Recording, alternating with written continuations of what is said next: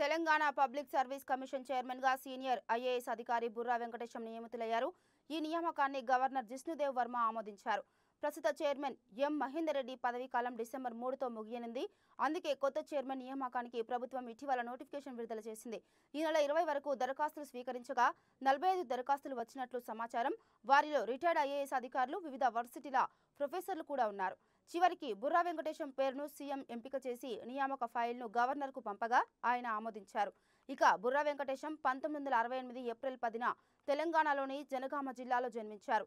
1995 IAS బ్యాచ్కు చెందిన ఆయన Raj Bhavan secretary, విద్యాశాఖ ప్రిన్సిపల్ సెక్రటరీ, బీసీ సంక్షేమ శాఖ కార్యదర్శిగా పనిచేశారు. ఆయన ఉమ్మడి నల్గొండ జిల్లాలోని సర్వేల్ గురుకుల పాఠశాలలో చదువుకున్నారు. అందుకే సీఎం రేవంత్ రెడ్డి గురుకులాల్లో చదువుకున్న విద్యార్థులు కలెక్టర్ అయ్యారంటూ బుర్రా వెంకటేశం గురించి పలు వేదికలపై ప్రస్తావించారు.